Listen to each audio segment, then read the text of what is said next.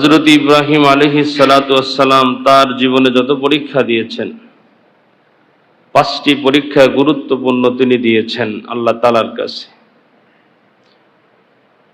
এর মধ্যে 1 নম্বর হলো তিনি দেব মন্দিরে ঢুকে ওই সময় সমস্ত মূর্তিগুলোকে ভেঙে ফেলেছিলেন, আমরা সকলেই জানি। আজর হযরত ইব্রাহিম আলাইহিস সালাতু ওয়াস সালামের বাবা, মেলা হচ্ছিল, সন্তানকে মেলায় নিয়ে যাবে। তখন সে বলেছিল আনা সাকিম, আনা মারিজ, আমি অসুস্থ। কিন্তু আসলে তিনি অসুস্থ ছিলেন না। অনেক ব্যাককল যারা তাফসীর বোঝে না, কোরআন বোঝে না, অনেকেই বলে ফেলে যে ইব্রাহিম আলাইহিস সালাম তো অসুস্থ ছিলেন না, তিনি মিথ্যা বলেছেন। নাউজুবিল্লাহ। মানুষের অসুস্থতা অনেক রকমের হয়। তিনি অসুস্থ ছিলেন, তার মন মানসিকতা অসুস্থ ছিল, তিনি ভালো ছিলেন না, এটা তাফসীরের মধ্যে লিখেছেন। মানুষ একমাত্র আল্লাহকে সেজদা করবে, মানুষ আল্লাহকে সেজদা না করে মূর্তির পায়ের নিচে মানুষ সেজদা করছে, এই পরিস্থিতি কোনো পয়গম্বররা দেখলে কোনোভাবেই সুস্থ থাকতে পারে। এ কারণেই তিনি বলেছিলেন আনা সাকিম।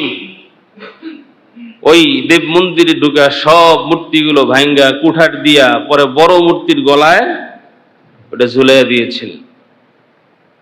এগুলো লম্বা ইতিহাস, লম্বা ঘটনা। পরবর্তীতে হযরত ইব্রাহিম আলাইহিস সালাতু ওয়াস সালাম ওই সময় নমরুদের মুখোমুখি হয়েছিলেন। আর নমরুদ বলতো যে আনা রব, আমি খোদা, আমি রব। জোরে বলি নাউজুবিল্লাহ। তিনি নিজেকে খোদা দাবি করতেন, নিজেকে রব দাবি করতেন। তো হযরত ইব্রাহিম আলাইহিস সালাতু ওয়াস সালাম তখন তাকে বলেছিলেন রব্বি আল্লাযী ইহয়ী ওয়া ইউমীত। বলে আরে রব তো তিনি যিনি জীবন দিতে পারেন, যিনি মৃত্যু দিতে পারেন। তখন সে বলেছিল আনা উহয়ী ওয়া উমীত। নমরুদ বলে যে আমিও জীবন দিতে পারি, আমিও মৃত্যু দিতে পারি। জোরে কন্না নাউজুবিল্লাহ। কি বলে যে আমিও জীবন দিতে পারি, আমিও মৃত্যু দিতে পারি। তখন তার কয়েদখানা থেকে 2-4 জনকে বের করলেন, 2 জনকে মুক্ত করে দিলেন, 2 জনকে হত্যা করে ফেললেন। বলে দেখো আমি 2 জনকে মৃত্যু দিলাম আর 2 জনকে মুক্তি দিয়ে জীবন দিলাম। জোরে কন্না নাউজুবিল্লাহ। কত বড় ব্যাককল! কারণ যে বুঝে না তারে 1000 বুঝাইলেও সে বুঝে না, আর যে বুঝে না, অনেক মানুষ এমন আছে বুঝে না, যে বুঝে না এটাও বুঝে না। কথা কোন ঠিক না? তখন হযরত ইব্রাহিম আলাইহিস সালাতু ওয়াস সালাম আবার বললেন ক্বালা ইব্রাহিম ফা ইন্নাল্লাহা ইয়াতি বিশ-শামসি মিনাল মাশরিক ফাআতি বিহা মিনাল মাগরিব ফাবুহিতাল্লাযী কাফার ওয়াল্লাহু লা ইয়াহদিল কওমাজ যালিমিন। দুনিয়ার মুসলমান ইমানদার আল্লাহর গোলাম হযরত ইব্রাহিম আলাইহিস সালাতু ওয়াস সালাম নমরুদকে ডাক দিয়ে বলেন আমি বললাম যে যিনি রব হবেন তিনি মানুষের জীবন দান করেন, মৃত্যু দান করেন। আপনি আপনার কয়েদখানা থেকে কয়েকজনকে বের করে 2-4 জনকে আপনি ছেড়ে দিলেন, 2 জনকে হত্যা করে আপনি প্রমাণ করতে চাইলেন যে আপনি জীবন দান করতে পারেন, আপনি মৃত্যু দিতে পারেন। তো আপনি যদি রব হন, আমার রব যিনি, আমি যাকে রব হিসাবে মানি, আমার রব ফাইনাল্লাহা ইয়াতি বিশ-শামসি মিনাল মাশরিক, পূর্ব দিক থেকে সূর্য উদিত করেন কে? আল্লাহ। হযরত ইব্রাহিম বলেন নমরুদ আমার রব যিনি, তিনি পূর্ব দিক থেকে সূর্য উদিত করেন। আপনি যদি রব হন তো একদিন পশ্চিম দিক থেকে সূর্য উদিত করে দেখান। আল্লাহু আকবার। যে আপনি যদি রব হন, আমার রব যিনি, তিনি তো পূর্ব দিক থেকে সূর্য উঠায়। আপনি যে রব দাবি করেন, সত্যিকার অর্থেই যদি আপনি রব হন তো একদিন আপনি পশ্চিম দিক থেকে সূর্যটা উঠায় দেখান যে আমিও পারি। আল্লাহ পাক রব্বুল আলামিন বলেন ফাবুহিতাল্লাযী কাফার, কাফের বেঈমান যারা, মুশরিক যারা, আমি আল্লাহ তাদেরকে এভাবে লাঞ্ছিত করি। আল্লাহু লা ইয়াহদিল কওমাজ জালিমিন, যারা জালেম তাদের কপালে হেদায়েত কে বলেছেন? অগ্নি পরীক্ষা এরপরে দিয়েছেন অগ্নি পরীক্ষা 2 নাম্বার। ওই সেই নমরুদ হযরত ইব্রাহিম আলাইহিস সালাতু ওয়াস সালামের জন্য বিশাল অগ্নিকুণ্ড সাজাইছে, এই আগুনের মধ্যে ফালায়া তাকে হত্যা করবে। বলেন তো বাঁচানোর মালিক কে? আল্লাহ। একটু আগেই তো প্রমাণ করলেন রব্বি আল্লাযী ইউহয়ী ওয়া ইউমীত, আর জীবনদাতা মৃত্যুদাতা তো আল্লাহ, সে তাকে মৃত্যু দেওয়ার জন্য আবার এই বিশাল অগ্নিকুণ্ড সাজাচ্ছে। এত আগুন প্রজ্বলিত করেছে যে আগুনের এই আশেপাশেও কেউ যাইতে পারে না। তখন চরকির মতো সিস্টেম করে, আমাদের দেখবেন বিভিন্ন ছোট শিশু পার্কে গেলে দেখবেন 2 পাশে 2 জন বসে দুল খায়। তো এইরকম জিনিস বানাইছেন যে এক বিশাল সামনের দিকে দিয়ে এদিক দিয়ে উঁচা করে পরে ধারা দিয়ে ফালাই দিবে। কিন্তু যখন ইব্রাহিম আলাইহিস সালামকে সামনে বসাইছেন, এদিকে কয়েকশো মানুষ ধরছেন, কিন্তু ওইটা আর উঠাইতে পারে না। জোরে কন্যা সুবহানাল্লাহ। যে আগুনে যে ফালাইয়া দিবে, ফালাইয়া দিতে পারে না। তখন শয়তান আসছেন। শয়তান এসে এখন শয়তান তো শয়তানদেরকে বুদ্ধি দেয়, বলতেছে যে এইভাবে তুমি যদি চেষ্টা করো পয়গম্বর ইব্রাহিম আলাইহিস সালামকে আগুনে ফালাইতে পারবে না, কারণ তোমরা এখানে 200-400 মানুষ মিলে চেষ্টা করতেছো এইটাকে উপরের দিকে উঠানোর জন্য, কিন্তু হযরত ইব্রাহিম আলাইহিস সালাম যেই পাশে আসে ওই পাশে হাজার হাজার ফেরেশতা ওটা আটকায় রাখছে। জোরে কন্না আল্লাহু আকবার।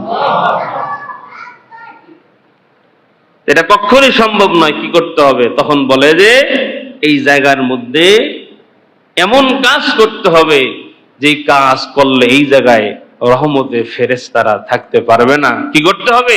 বলে এই জায়গায় কিন্তু সুন্দরী মেয়েকে নিয়ে আসো, আইনাকে যুবকদেরকে দিয়া জেনার কাজ সম্পাদন করো, তাহলে এই জায়গার মধ্যে আর ফেরেশতারা থাকবে না।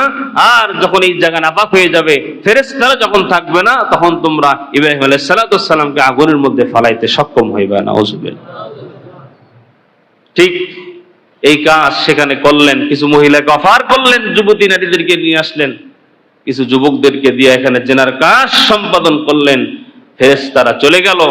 ঠিক তখনই হযরত ইব্রাহিম আলাইহিস সালামকে আগুনের মধ্যে ফালাইয়া দিলেন। আগুনের মধ্যে যখন ফালাইছেন, ফালানোর আগ মুহূর্তে হযরত জিবরাইল আলাইহিস সালাম আয়েশা বলছেন যে পয়গম্বর, আপনি শুধু আমাকে একবার বলেন, আমি আগুনের কুণ্ডলি ধইরা এই আগুনের যেই স্ফুলিঙ্গগুলো উপরের দিকে উঠতেছে পুরো আগুন সহ, আমি এটা নমরুদের 14 গোষ্ঠীর প্রেসারের মধ্যে ঢুকাই দেব, তুমি শুধু আমাকে বলো। হযরত ইব্রাহিম আলাইহিস সালাম একটা জবাব দিয়েছিলেন, ইতিহাসের পাতায় স্বর্ণাক্ষরে লেখা আছে। তিনি বলেন যে আমি যেই রবকে ডাকি সেই রব অন্ধ নয়, আমি যেই রবকে সেজদা করি এই রব এমন নয় যে এই রব দেখে না, আমি এমন রবের ইবাদত করি যিনি শুনতে পারেন, যিনি দেখতে পারেন। আমি যে বিপদে আছি আমার রব দেখতেছেন, আমার রব শুনতেছেন। আমার রব যদি চায় অবশ্যই আমার রবের কাছেই আমি সাহায্য চাবো। আমি জিবরাইল তোমার কাছে সাহায্য চাইবো না। জোরে কোন আল্লাহ। আল্লাহ পাক রব্বুল আলামিন আগুনকে অর্ডার করেছেন। কি অর্ডার করেছেন? কুনি বারদাম ওয়া সালামান আলা ইব্রাহিম। এ আগুন, আমার ইব্রাহিমের জন্য শান্তিদায়ক, আরামদায়ক হয়ে যাও। জোরে কন্যা সুবহানাল্লাহ। যত পরীক্ষা এরকম আমাদের মাঝেও আসুক না কেন, বিপদ আপদ বালা মুসিবত এগুলো কার পক্ষ থেকে আসে? ইমানদারদের উপরে বিপদটা বেশি হয়। কেন? বলে আল্লাহ তাআলা বিপদ দিয়ে বান্দাকে পরীক্ষা করেন, আর বান্দা যখন পরীক্ষায় পাশ করে আল্লাহ পাক ওই বান্দার মর্যাদা একটা স্তর বাড়িয়ে দেয়। সুবহানাল্লাহ। কারণ দুনিয়ার জীবনে মেট্রিক পাশ করলে তার এক মর্যাদা, আইএ পাশ করলে মেট্রিক পাশের উপরের মর্যাদা। যে আইএ পাশ করছে আর একজন যদি বিএ পাশ করে, আইএ পাশ করানেওয়ালার উপরের মর্যাদা বিএ পাশ করানেওয়ালা। এইভাবে যত দুনিয়াতে যার কাছে যত সার্টিফিকেট থাকে তার মর্যাদা একের উপরে আর একজনে প্রাধান্য পায়। ঠিক আল্লাহ পাকও তার প্রিয় বান্দাদেরকে পরীক্ষায় ফেলায়, আর বান্দা যখন পরীক্ষায় পাশ করে তার একটা সার্টিফিকেট বাড়তে থাকে, আর বান্দা পরীক্ষায় যত পাশ করতে থাকে আল্লাহর আদালতে ওই বান্দার মর্যাদা দিন দিন তত আরো বাড়তে থাকে। সুবহানাল্লাহ। এই জন্য অনেক সময় অনেক মানুষ বলে যে হুজুর নামাজ পড়ি, রোজা করি, আমার মুসিবত কিছু ছাড়ে না কে? আল্লাহ যাকে ভালোবাসেন তাকে অসুস্থতা মাঝে মধ্যে দেন, দিয়ে আল্লাহ পরীক্ষা করে। মাঝে মধ্যে আল্লাহ বিপদে ফেলায়, দেখে যে আমার গোলাম লাইনচ্যুত হয় কিনা, আমার গোলাম আমাকে ভুলে যায় কিনা। বিপদে পড়ার পরেও যখন গোলাম আল্লাহকে ভোলে না, আল্লাহর নাশুকরি করে না, আল্লাহ পাক যখন এই বান্দাকে পরীক্ষায় ফেলেন, বান্দা যখন সবর করে পরীক্ষায় পাশ করে, আল্লাহ পাক ওই বান্দার মর্যাদা আরো বৃদ্ধি করে দেয়। সুবহানাল্লাহ। এই পৃথিবীতে যত নবী রাসূল এসেছেন সব থেকে বেশি পরীক্ষার সম্মুখীন হয়েছেন আমাদের নবী হযরত মুহাম্মদ সাল্লাল্লাহু আলাইহি ওয়াসাল্লাম। সব থেকে বেশি কষ্ট স্বীকার করেছে অন্যান্য পয়গম্বরদের থেকে। ক্ষুধার তাড়নায় আমাদের নবী পেটে পর্যন্ত পাথর বেঁধেছেন, অথচ আল্লাহ পাক রব্বুল আলামিন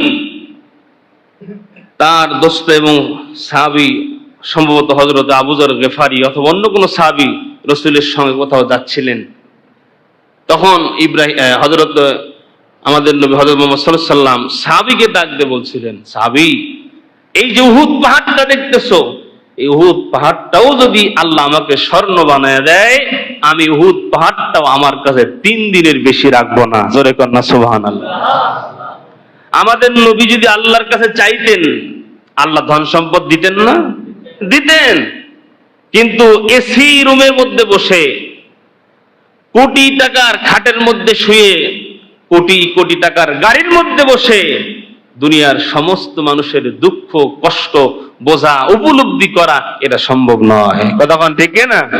নবী যিনি হবেন, পয়গম্বর যিনি হবেন, তিনি সমস্ত উম্মতের দুঃখ কষ্ট বোঝার মতো যোগ্যতা, কষ্ট স্বীকার করার মতো মন মানসিকতা, কষ্টে পড়লে কিভাবে উদ্ধার হতে হয়, কষ্টে পড়লে কিভাবে সবর করতে হয়, বিপদে বালা মুসিবত আসলে কিভাবে সেখান থেকে পরিত্রাণ পাইতে হয়, সব কোয়ালিটি দিয়েই আল্লাহ রসুলকে আল্লাহ পাক রব্বুল আলামিন সেইভাবে রেখেছিলেন, সেইভাবেই তৈরি করেছিলেন। জোরে বলি সুবহানাল্লাহ। আমরা তো এমন নবীর উম্মত যেই নবী পৃথিবীর মধ্যে সব থেকে বেশি পরীক্ষার সম্মুখীন হয়েছেন, এবং আল্লাহ পাকের আদালতে সব থেকে মর্যাদাও বেশি আমাদের নবী হযরত মুহাম্মদ সাল্লাল্লাহু আলাইহি ওয়াসাল্লামের। তো হযরত ইব্রাহিম আলাইহিস সালাতু ওয়াস সালাম সব থেকে বড় পরীক্ষা দিয়েছিলেন 5টা।